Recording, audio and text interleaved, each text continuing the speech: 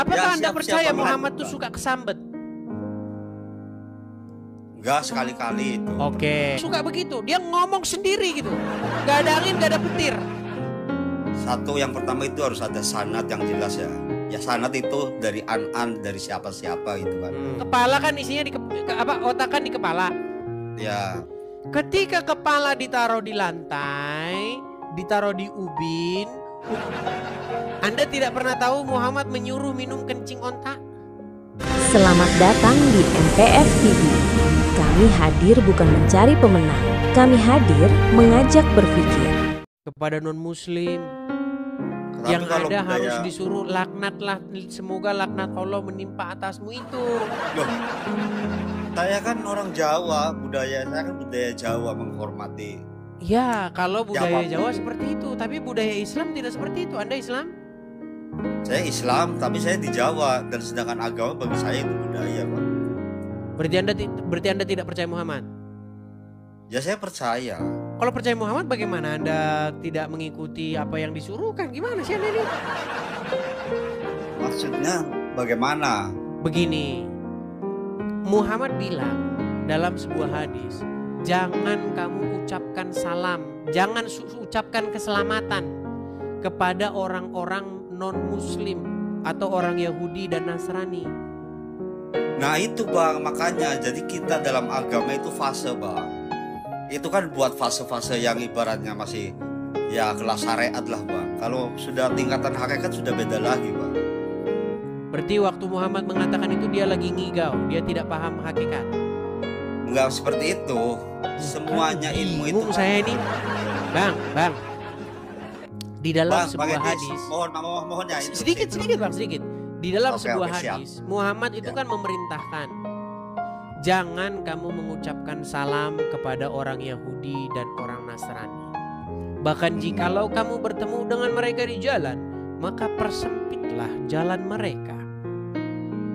Desaklah mereka ke jalan yang sempit. Pertanyaan saya, waktu Muhammad mengatakan seperti itu, apakah dia tidak paham hakikat, makrifat? Enggak seperti itu. Dan abang perlu ketahui Bang, ada hadis juga yang mengatakan bahwa man adzaba dimian faqad adzabani.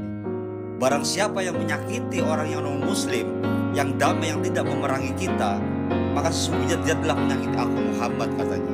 Faman Muhammad ngomong adzabani itu sama faqad siapa? adzaballah. Ya, Muhammad ngomong itu sama siapa? ya itu hadis. Iya, ngomongnya sama siapa? Dia sama para sahabat Pak. Mana dalilnya ngomong Pada sama para zamannya, sahabat? Pak. Nah itu dikatakan kan man adzaba dimian faqad adzabani. Iya. Faman Yang saya tanyakan adzabani begini faqad Bang, adzaballah. gini. Begini ya. Iya, iya. Banyak orang tidak tahu saya ini sudah menghabiskan waktu yang cukup panjang memperdalam agama Islam. Ketika saya membaca hadis, banyak saya dapati hadis-hadis itu tanpa asbabul wurud, tanpa ada sebab musababnya, seolah-olah Muhammad tuh tukang ngomong sama tembok. Nah, Apakah itu, Anda Bang. sebentar tenang dulu, saya belum selesai. Apakah Ya, Anda siap, percaya siap, Bang. Muhammad tuh suka kesambet? Enggak, sekali-kali itu. Oke. Kalau Anda percaya Muhammad tidak suka kesambet, kami dulu pernah Bang. Ada dulu kami punya teman itu suka begitu, dia ngomong sendiri gitu, gak ada angin, gak ada petir, ya kan? Nah, apakah Muhammad sebagai orang yang tukang kesambet begitu ngomong sendiri? Barang siapa yang menyakiti orang orang non muslim yang tidak memerangi, maka dia ngomong sama siapa? Ya kan itu kan jadi suatu hadis itu kan satu, yang pertama itu harus ada sanad yang jelas ya. Ya sanad itu dari an-an, dari siapa-siapa gitu kan. Kemudian ada matan, itu kalau secara ilmu mustalahul hadis ya Bang ya. Nah kemudian ada rawi. Nah kalau seandainya suatu hadis yang di luar rawi-rawi yang benar-benar dipercaya seperti Imam Muslim, Baihaqi yang 5 itu perlu dipertanyakan Bang, gitu loh. Oke, hadis yang barusan Anda kutip berasal dari mana? Hadis yang saya kutip itu berasal dari Bulughul Maram Bang. Coba baca, tunjukkan kepada saya. Aduh, saya lagi nggak di rumah ini Bang. Oke lah, nggak apa-apa, kita anggap hadis itu benar. Jadi dalam bahasa Indonesianya bagaimana tadi? Barang siapa yang menyakiti orang non muslim yang damai itu sama saja menyakiti Rasulullah Nabi Muhammad itu. Barang siapa yang menyakiti non muslim yang damai, maka dia sama saja telah menyakitiku, gitu ya. Iya. Baik. Kenapa kok dia bisa ngomong seperti itu? Ya karena ya bagi saya Bang, itu sebenarnya hampir ada persamaan antara antara Bang, Alkitab sama dia menyatakan seperti itu karena pengikutnya kerjanya tukang nyakitin orang-orang non muslim. Enggak Bang. Loh, kalau enggak kenapa dia ngomong begitu? Ya itu karena kan itu Bang, bahwa bahwa kita kan sebagai manusia yang mengikuti Nabi Muhammad itu kan harus mengikuti dia kan. Mengikuti Bang, artinya tidak pernah Yesus bilang begini kepada murid-muridnya. Siapa yang merampok Bani apa begitu, Bani Udin, maka dia bukan pengikutku. Gak pernah Yesus ngomong gitu. Ya tapi kan sama aja Bang, kalau dia mengajarkan kasih dan sayang sama juga Ya Isa juga begini Bang, Rahim. ketika ada pernyataan seperti itu menjadi satu indikasi bahwa pengikut Muhammad kerjanya tukang nyakitin orang. Sehingga dia bisa berkata, barang siapa yang menyerang orang-orang yang tidak menyerang muslim, maka dia menyerangku. Betul? Seolah-olah membuat sebuah satu kesan bahwa pengikut Muhammad kerjanya tukang nyerang sana, nyerang sini.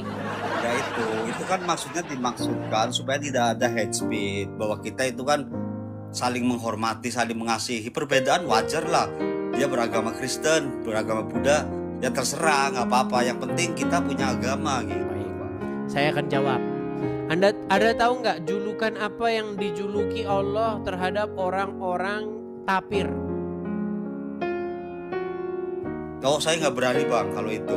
Nah, terus bagaimana? Karena di dalam Al-Quran seburuk-buruknya hewan, sebentar Bang, seburuk-buruknya binatang, seburuk-buruknya hewan, menurut Al-Quran apa?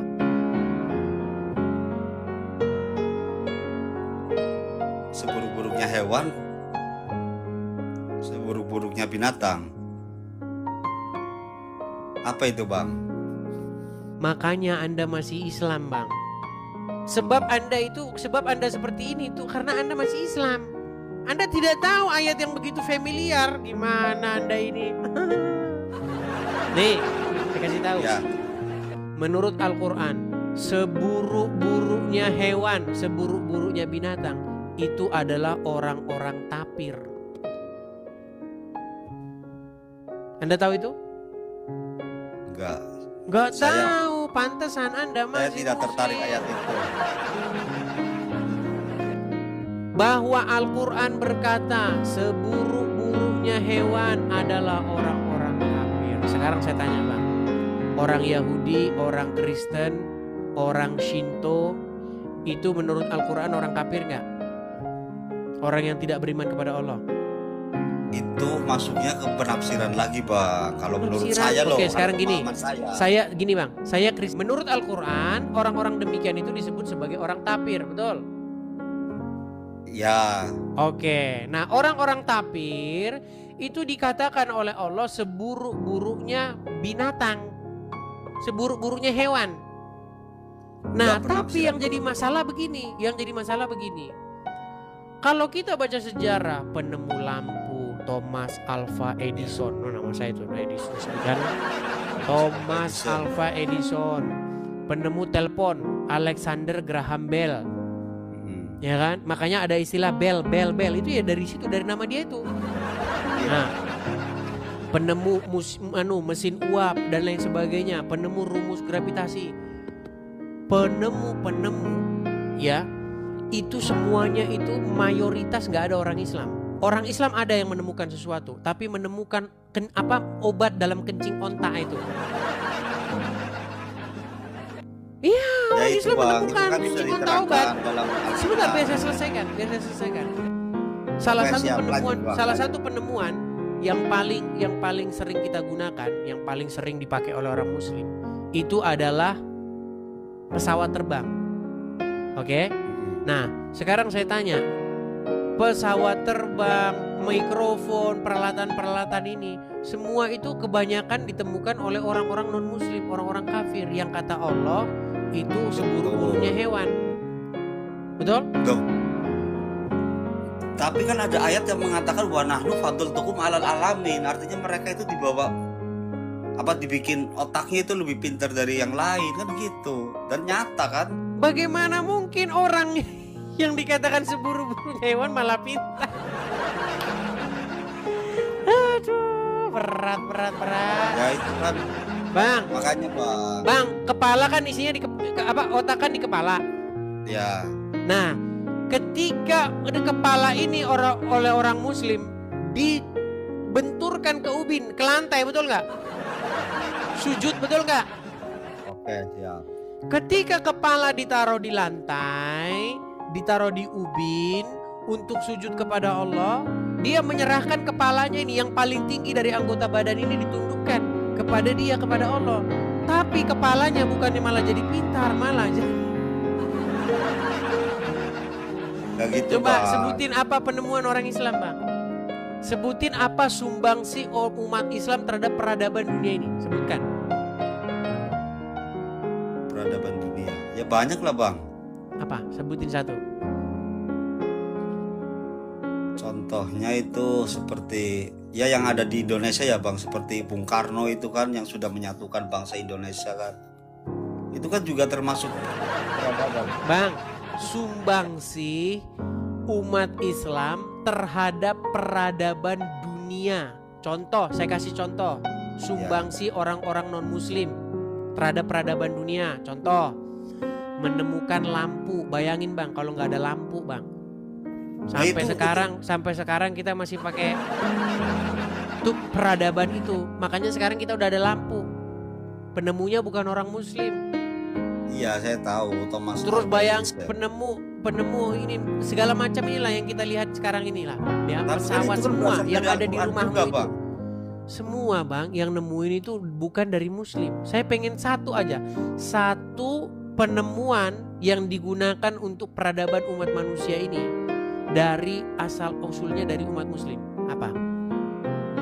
Iya, memang belum, saya sendiri belum menemukan. Cuman kan itu Bang. Enggak Itu ada Thomas Bang. Alva Edison Gimana mau aja menemukan? Gimana orang mengutip. kalian aja bilang kencing obat, gimana mau ketemu? Nah itu kan Thomas Alva Edison kan juga mengutip dari Al-Quran yang mengatakan bahwa al-misbahu kasujaja wasujadatu bihinnar, ayat tersebut kan.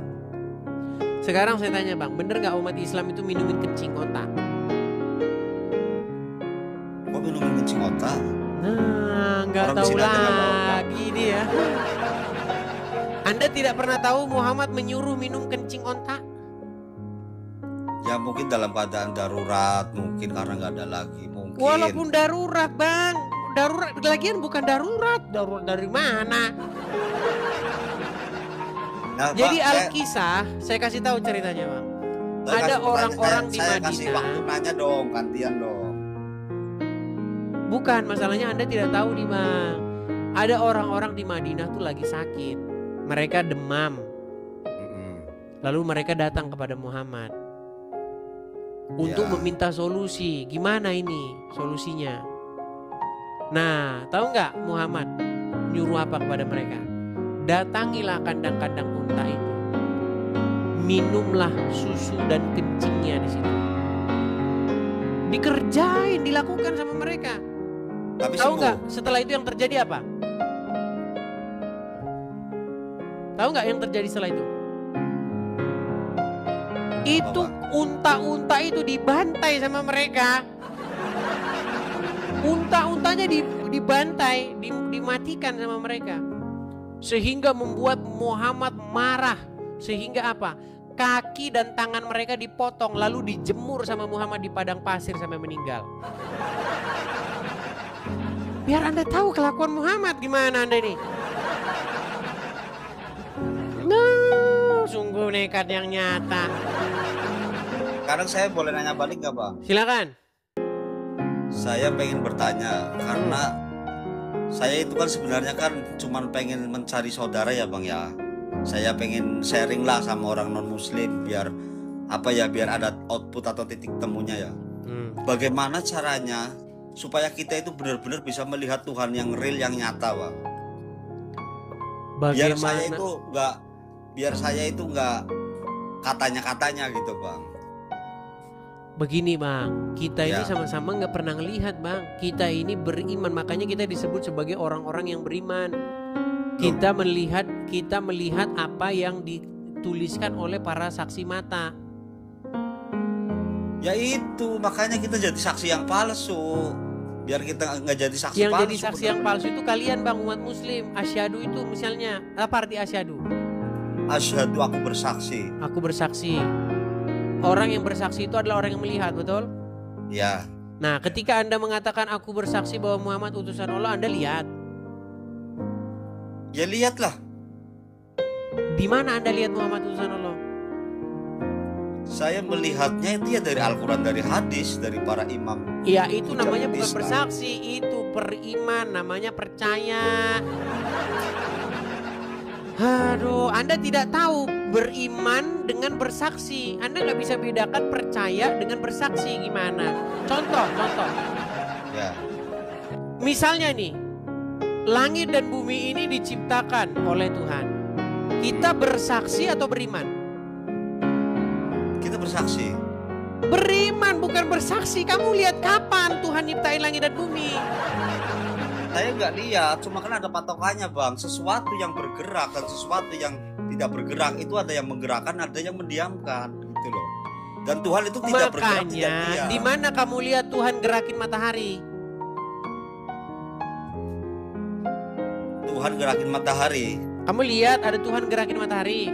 Ya mekanismenya saya nggak tahu. Cuma Iya, kan makanya yang disebut dengan beriman, bukan bersaksi. Kalau bersaksi itu contohnya kamu lihat ada tangan begitu gerakin begini, itu namanya bersaksi. ya itu, makanya kan karena kita itu melihatnya dengan mata, Bang. Jadi melihat Tuhan Terus itu melihat nggak dengan pakai apa? mata, pakai hati lah.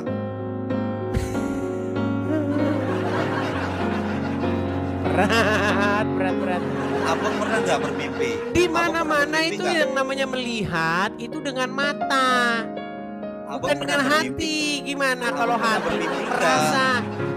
Makanya tanya, saya Abang bilang pernah kita bermimpi itu nggak? orang-orang yang beriman, orang-orang yang mengimani sesuatu.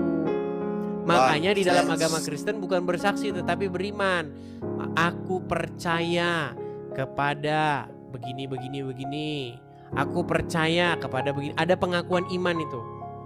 Pengakuan iman rasuli. Aku percaya kepada Allah Bapa yang Kalau Maha mata Kuasa, hati kita Khalik sudah langit dan bumi. terbuka, Bang, Aku kita bisa percaya kepada melihatnya, Yesus Bang. Kristus. Aku percaya kepada Roh Kudus. Aku percaya, bukan aku bersaksi. Terima kasih sudah menyimak sampai akhir. Jangan lupa untuk like, komen, dan subscribe agar kamu nggak ketinggalan diskusi menarik berikutnya. Sampai jumpa di video selanjutnya.